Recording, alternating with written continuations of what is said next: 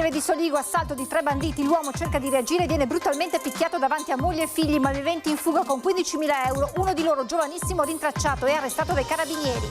Il racconto di Alessandro Bubola e della moglie Rossella Tramette, sembrava la scena di un film, violenza e tanto sangue, la voce rotta per i figli, sono rimasti traumatizzati. Il 18enne arrestato nella notte con la refurtiva faceva parte della stessa banda che un anno fa mise a segno una rapina fotocopia nella casa della famiglia Doimo a Refrontolo. All'epoca era minorenne, fu denunciato, era a piede libero. 50enne marocchino arrestato dai carabinieri di Vicenza, avvicinava donne anziane e le aggrediva strappando loro collane o bracciali. Dal 2014 al 2024 l'incidenza dei reati compiuti dai minorenni in Veneto è cresciuta in modo esponenziale, tra le più alte d'Italia. I dati del rapporto nazionale di Save the Children che avverte prevenire unica vera strada. È ancora grave il 57enne di Pove del Grappa coinvolto nell'incidente di martedì mattina in Pedemontana, dove un cervo gli è piombato sull'auto, le immagini dell'abitacolo distrutto. Il progetto delle casse di espansione, le gravi di Ciano, Sonia Brescaccina respinge le accuse di aver firmato la mozione sul tavolo tecnico per fini politici. In ballo qui dice ci sono risorse e sicurezza dei cittadini. Appuntamento da non perdere stasera su Antenna 3 dalle 20:15 in diretta il processo alla Vecchia di Ponte Dante, uno spettacolo ma soprattutto un rito che rende unica Treviso nella capacità di giudicarsi con il sorriso. Buonasera, ben ritrovati, edizione regionale dei telegiornali di Antenna 3 che si apre con la cronaca e con la violenta rapina accaduta ieri sera nella Marca trevigiana a Pieve di Soligo, nell'abitazione di un dentista. Ne è nata una colluttazione, i 3 banditi giovanissimi armati di coltello e pistola sono fuggiti con 15.000 euro e alcuni preziosi. Nella notte l'arresto di un 18enne già coinvolto in una rapina fotocopia l'anno scorso a Refrontolo. Domani mattina l'interrogatorio di garanzia. Ho reagito, sì, è stato un istinto di sopravvivenza. L'irruzione in villa, armati e a volto coperto, la reazione del padrone di casa, le botte, il sangue, i banditi che se ne vanno e uno di loro, con addosso ancora gran parte della refurtiva, fermato e arrestato dai carabinieri poche ore dopo. È la sequenza della drammatica rapina messa a segno intorno alle 21 da 3 banditi in via Pederiva, zona Padeana, Pieve di Soligo, nell'abitazione del dentista Alessandro Bubola, 59 anni, e della moglie Rossella Tramette, che si trovavano insieme ai 2 figli minori di 16 e 20 anni. 3 persone armate, erano tutti vestiti di nero, molto aggressivi, chiaramente molto aggressivi, sì. Abbiamo temuto che si trattasse della nostra incolumità. Sì, perché non erano dei professionisti, probabilmente erano dei balordi e hanno usato molta violenza. Sicuramente sotto l'effetto di sostanze stupefacenti, sì. Probabilmente i nostri figli sono rimasti traumatizzati, sì.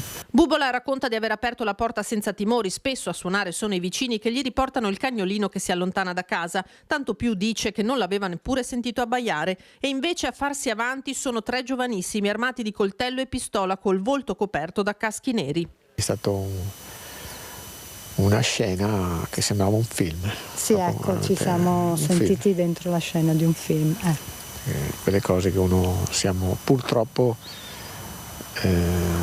assuefatti a questa violenza che ci sembra sempre virtuale. Poi quando ci si presenta fisicamente addosso ci si rende conto che è la realtà. La colluttazione, le botte, le minacce, la consegna di quanto c'era in cassaforte, 15.000 euro e alcuni preziosi, tutto in una decina di minuti. Poi l'arrivo dei carabinieri con pattuglie concentrate in tutto il territorio del quartiere del Piave e con Bubola accompagnato in pronto soccorso, dove ha trascorso la notte in osservazione ed è stato sottoposto a un attacco. Noi siamo rimasti fuori casa per 2 ore e mezza buone, non ci hanno più lasciato entrare perché c'era molto materiale. I rilievi anche perché c'è stato molto sangue. Quindi... Sì, questo è stato un po' terrificante, cioè sembrava la scena di un crimine proprio. Stesse modalità della rapina alla famiglia Doimo del 19 marzo del 2025 a Refrontolo, e infatti l'arrestato è un membro della stessa banda a piede libero perché per quel fatto era stato solamente denunciato essendo al momento della commissione del reato minorenne. Si tratta di un 18enne di Tovena intercettato in auto alle 3:30 del mattino in via San Giacomo a Follina, con sé un coltello da cucina, volto tumefatto e nascosti nei pantaloni 14.000 euro. Ora si trova in carcere con l'accusa di rapina aggravata in concorso con ignoti. Su un altro ragazzo in auto con lui e solamente fermato sono in corso accertamenti. Quello che è più difficile adesso è l'aspetto psicologico perché elaborare la violenza, soprattutto per i ragazzi. Sì. Malgrado noi avessimo subito rassicurato che avremmo dato quello che ci avrebbero richiesto, loro sembrava non capissero, usavano molta violenza. I ragazzi? È stato molto brutto, sì. La rabbia e lo shock del terzo figlio della coppia al momento della rapina a Ferrara, all'università, rientrato proprio in queste ore per stare vicino ai propri genitori. Sentiamo le sue parole che racchiudono la rabbia per quanto accaduto. Penso che sia una situazione orrenda, che alle 9 di sera non si può aprire la porta perché c'hai 3 energumeni che con un coltello ti minacciano e ti provano a rubare le cose in casa. Ettore, 22 anni, è il figlio maggiore di Alessandro Bubola e Rossella Tramet, l'unico della famiglia a non essere in casa al momento della rapina, ma non per questo meno scosso di genitori e fratelli. È rientrato in fretta da Ferrara, dove frequenta l'università, per stare accanto ai familiari sconvolti e provati anche fisicamente per la violenta aggressione subita in una serata come tante, in cui certo non si aspettavano che a suonare al campanello fossero dei banditi armati. Stanno bene, sono traumatizzati, hanno visto un coltello alla gola, quindi è una situazione molto scomoda e non lo so, io sono stato molto agitato e sono salito prima possibile. Non lo so, io non c'ero, per fortuna non so come avrei reagito, però i miei genitori sono stati sono stati bravi, i miei fratelli minorenni hanno tenuto il sangue freddo e è andata bene per fortuna. Le forze dell'ordine hanno fatto il loro lavoro alle 3:30 di notte e basta. Ettore, così come i genitori, ringrazia i carabinieri di Pieve di Soligo e Vittorio Veneto che nel giro di poche ore hanno arrestato il 18enne di Cison di Valmarino mentre rientrava verso casa con addosso la refurtiva 14.000 euro. Proprio quello con cui il padre ha ingaggiato una colluttazione finendo entrambi col volto tumefatto.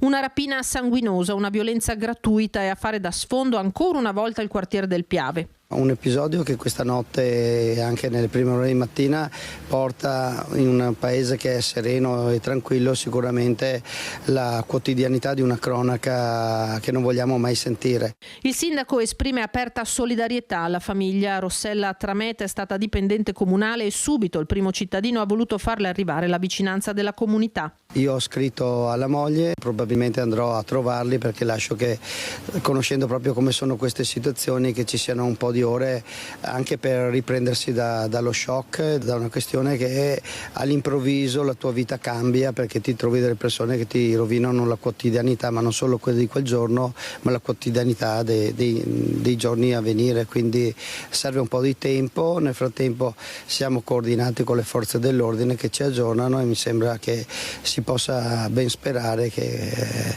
questo episodio possa avere in tempo breve una conclusione. Vicinanza al medico e alla sua famiglia vittime di violenza inaccettabile anche dal presidente della regione Alberto Stefani, che ringrazia a sua volta i carabinieri per il tempestivo arresto di uno dei banditi. Episodi come questo colpiscono profondamente perché avvengono nel luogo che dovrebbe essere il più sicuro per ogni persona, la propria casa, scrive il presidente.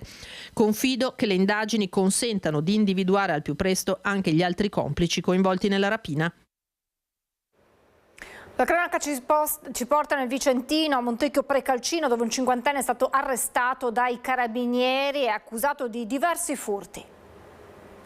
Montecchio Precalcino. I carabinieri di Tiene arrestano un cinquantenne marocchino. Secondo gli investigatori sarebbe lui l'uomo che il 21 novembre scorso si era introdotto nell'abitazione di un'anziana pensionata portandole via un orologio d'oro, gioielli e una piccola somma di denaro. Non contento, sorpreso ancora in casa dalla donna, le aveva strappato dal collo una collana in oro, dandosi poi alla fuga. I militari hanno ritrovato i preziosi in un compro oro di Vicenza. Sempre lo stesso cinquantenne marocchino è accusato di aver strappato dal collo di un'anziana vedova una collana nei pressi del cimitero comunale di Zanè. Gli investigatori, dopo averlo pedinato, osservato e aver visionato le immagini delle telecamere di videosorveglianza, lo hanno arrestato sequestrandogli anche una somma di denaro ritenuta provento dei reati. L'indagato è stato posto agli arresti domiciliari nella sua abitazione di Zanè. Bertesina, quartiere ad est di Vicenza, una zona tranquilla vicina alla campagna. Forse però è proprio l'isolamento e le facili vie di fuga tra le cause della maggiore presenza di ladri, e le vittime in questo caso sono spesso persone anziane. L'orario critico per i furti rimane quello del tardo pomeriggio e della prima serata, anche coi residenti presenti in casa. A Bertesina in poche ore il controllo di vicinato ha ricevuto diverse segnalazioni. Sono stato contattato da una vicina che era stata tempo qualche minuto vittima di un tentativo di ingresso da parte di ladri che erano saliti al primo piano e avevano tentato di scassare una finestra del bagno. Negli stessi minuti i malviventi sono entrati in casa di un'anziana salendo al piano superiore grazie a una scala trovata in giardino e rovistando all'interno. L'episodio più grave invece è successo dalla parte opposta della frazione, in cui più o meno nello stesso lasco di tempo sempre due persone sono entrate nell'abitazione di due anziani, li hanno minacciati facendo segno di non gridare o reagire e sotto minaccia hanno rovistato all'interno degli armadi e quindi poi sono scappati. Vittima è stata anche la consigliera Giulia Gennaro, le cui telecamere hanno intercettato il presunto ladro. I casi sono stati tantissimi nelle ultime settimane, dalla mia vicina di casa a cui hanno con il flessibile tagliato il balcone di casa per entrare, a un caso di un'altra signora sempre in quartiere di Bertesinella dove sono riusciti purtroppo ad entrare alle 11 di mattina e con il piccone hanno tentato di togliere una cassaforte. Da tutti arriva una richiesta di maggiore tutela verso i cittadini. Chiediamo sia controlli da parte della polizia locale piuttosto che delle forze dell'ordine in generale e anche magari l'installazione di qualche telecamera in più. Sicuramente può essere più utile implementare il rapporto anche con gli altri quartieri limitrofi per eventualmente dare tracciabilità a delle persone sospette che possono transitare da uno all'altro, magari operando con tentativi di furti, trasferendosi da un lato all'altro, visto che sono molto veloci e bisogna essere più veloci di loro. Allarme furti anche nel quartiere Villaggio Montegrappa, Quinto Vicentino, 10 colpi in un mese. Risale a pochi minuti fa il fatto che sono entrati dentro in una famiglia dove le due persone erano via e questi signori in tre sono entrati dentro incappucciati, hanno aperto la porta, hanno fatto quello che adesso accerteranno i carabinieri e anche magari le proprietarie rientrando proprio qualche minuto fa. E dopodiché si farà un po' la conta dei danni e capire quello che è successo. A raccontare nell'immediatezza dell'accaduto l'ultimo della serie di furti in abitazione che hanno colpito il territorio di Quinto Vicentino è il primo cittadino mobilitato dalle recenti incursioni registrate, una decina in un mese nello stesso quartiere a Villaggio Montegrappa, molti consumati durante il giorno. Un ennesimo caso veramente che lascia sconcerti perché in pieno giorno in una via dove la gente è allertata da parecchio tempo, hanno costituito una chat, hanno fatto una petizione, abbiamo fatto un'assemblea pubblica, ci siamo mobilitati tutti per cercare di evitare e prevenire questi fatti, purtroppo accadono ancora ed è inspiegabile il fatto perché quest'area qui così sia veramente presa di mira. Indetta l'assemblea pubblica proprio per far luce sul problema che allarma la comunità e quali strumenti da mettere in campo. Cittadini, al momento 120, riuniti in una chat spontanea che chiedono proprio si parta dall'istituzione del controllo di vicinato. Il controllo di vicinato innanzitutto che ci è stato già garantito, anzi abbiamo già depositato i nomi dei volontari alla consigliera in comune per attivazione. Poi chiediamo delle videocamere per presidiare almeno le zone e le vie di accesso e di uscita al villaggio. Ecco, questo è più complicato anche per un discorso economico, però non ci è stata chiusa la porta anche di questa fattibilità. E poi anche maggiore illuminazione. Una diciottenne ha tentato di scippare una quarantenne che passeggiava con l'anziana madre a Mestre. Identificata si è scoperto essere la sorella della donna che rubò un topo a Rialto schiantandosi contro le colonnine in marmo ai piedi del ponte. Tentato scippo nel cuore del pomeriggio a pochi passi dalla stazione di Mestre. Vittime una quarantenne che passeggiava con l'anziana mamma. Le due donne stavano passeggiando lungo il marciapiede che collega via Piave alla stazione di Mestre, quando la diciottenne si è avvicinata per tentare di scipparle. La scippatrice non mollava la presa nonostante la resistenza della donna e solo l'intervento di una pattuglia della polizia locale che stava presidiando la zona per garantire più sicurezza è riuscito a farla desistere. Attirati dalla scena, infatti, gli agenti sono accorsi in aiuto alle due donne, fermando la rapinatrice e identificandola. È una diciottenne di origine padovana già nota alle forze dell'ordine, ma non è tutto. È anche sorella della donna che lo scorso dicembre rubò un topo pieno di pacchi natalizi a Venezia, ancorato sulla riva del tribunale a Rialto, e dopo aver guidato fuori controllo fino alla riva opposta si è schiantata contro la balaustra della scalinata distruggendo le colonne di marmo, prima di arrestare la sua folle corsa e provare a fuggire, ma senza esito. La sorella è stata arrestata e processata per direttissima, per lei 1 anno e 2 mesi, pena sospesa. Se non fosse stato per l'intervento tempestivo delle forze dell'ordine, che secondo alcuni cittadini sono aumentate proprio negli ultimi giorni, sarebbe potuta andare peggio. Dopo gli ultimi fatti accaduti in questa zona la presenza è molto più massiccia, però è una presenza che se fosse stabile in questa zona come è stabile in Piazza Ferretto, ecco, non serve un grosso nucleo di persone, però 1 o 2 agenti fissi su questi giardini in quest'area sarebbe molto da deterrente. Il fenomeno delle baby gang e dei reati legati ai minori preoccupa sempre più anche in Veneto, lo conferma il rapporto di Save the Children. Rapina, lesioni personali, minacce, estorsioni. Nel Veneto delle baby gang l'incidenza di questi reati ogni 1000 abitanti da parte dei minori della fascia 14-17 anni è cresciuta senza sosta in 10 anni ed è un'incidenza tra le più alte in Italia. Solo a Venezia, per esempio, i minori segnalati per rapina sono passati dai 5 del 2014 ai 74 del 2024, quelli denunciati per estorsione da un singolo caso nel 2014 ai 14 del 2024. Il rapporto nazionale di Save the Children fotografa una realtà che non conosce confini in tutta Italia e il Veneto non fa eccezione, con inquietanti punte di crescita. Ragazzini violenti, al tempo stesso armati di coltello e disarmati dal punto di vista emotivo e relazionale. È questa la doppia faccia del problema ad essere sottolineata nel rapporto. Ragazzi e ragazze spaventati da un mondo esterno che considerano pericoloso, imprevedibile, segnato da conflitti e violenze all'interno delle famiglie e nella società, con casi di autolesionismo e tentati suicidi e in alcuni casi uso di sostanze e dipendenze. A preoccupare è la normalizzazione dell'uso del coltello che, a prescindere dalle motivazioni, espone i ragazzi più che in passato a rischio di andare incontro a un'escalation di violenza. Molti adolescenti raccontano infatti che girare armati può farli sentire più protetti o rispettati, ma allo stesso tempo questa dinamica rischia di alimentare quello che nel rapporto viene definito un cortocircuito della paura.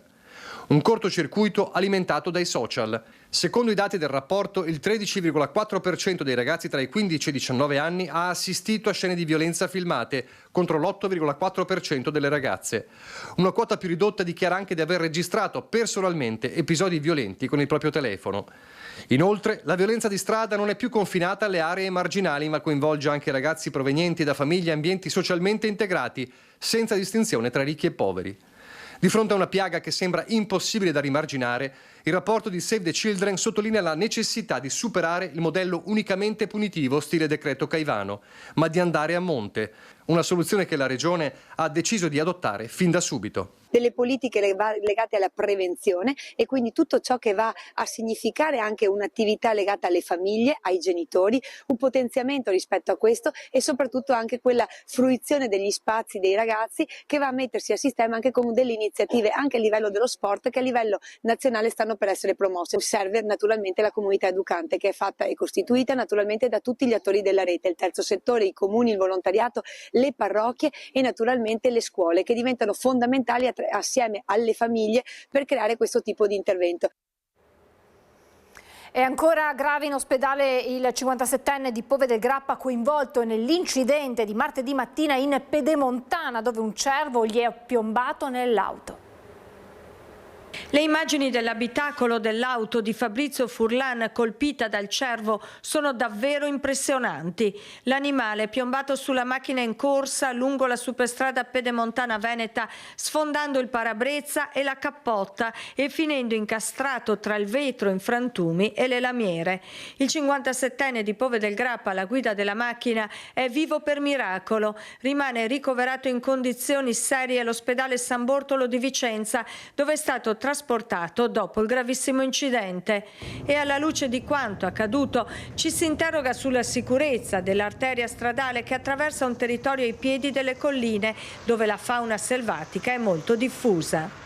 Siamo a Colceresa, alle nostre spalle c'è la superstrada pedemontana veneta, siamo all'altezza del chilometro 38, il punto dove martedì mattina è avvenuto il grave incidente stradale provocato dal cervo balzato all'improvviso all'interno della superstrada. Il tema è quello della sicurezza delle protezioni. So che ci sono però dei passaggi che all'epoca della costruzione sono stati fatti proprio per permettere alla fauna selvatica di attraversare l'arteria in maniera sicura. Sicuramente la Regione farà i suoi passaggi per verificare insomma, che tutti questi passaggi poi siano sufficienti o eventuali accortezze diverse. Quello che è chiaro è che qui abbiamo vicino un bacino di laminazione dove tra l'altro la fauna selvatica ha preso casa, quindi probabilmente è anche una zona un po' delicata sicuramente. Una zona delicata la definisce il sindaco di Colceresa Enrico Costa, ma in questo punto della superstrada pedemontana le protezioni sono piuttosto basse. La rete, ma anche il guardrail non fermano di certo un cervo che corre e salta. E proprio per far luce sull'accaduto e accertare eventuali responsabilità per le lesioni riportate da Fabrizio Furlan, la Procura di Vicenza ha aperto un fascicolo. Il progetto delle casse di espansione alle Grave di Ciano a Crocetta del Montello, la consigliera regionale del gruppo misto Sonia Brescacin respinge le accuse di aver firmato la mozione che chiede un tavolo tecnico straordinario sul progetto a fini politici. In ballo qui, dice, ci sono risorse e sicurezza dei cittadini. La mia mozione non ha nulla di politico, è esclusivamente tecnico-idraulica e riparte da un dettagliato documento tecnico firmato da 4 illustrissimi professori universitari esperti di ingegneria idraulica, da me esplicitamente citati. Detto questo, credo che un amministratore pubblico abbia certamente tra le sue responsabilità primarie la sicurezza delle persone, come ben scritto nella mia mozione, ma altrettanta responsabilità nella gestione delle risorse, che altro non sono che i soldi dei cittadini. Siccome nel decreto del commissario straordinario è scritto nero su bianco che l'opera prevede un impegno di spesa pari a 250 milioni di euro, credo sia quantomeno ragionevole, visti i dubbi tecnici sull'efficacia dell'opera stessa, e sottolineo tecnici e non certo sollevati dalla politica, chiedere un tavolo tecnico di confronto tra esperti in materia. Io vi ringrazio, vi lascio ora alla sigla e a seguire le previsioni del tempo. Grazie per essere stati con noi, buona serata.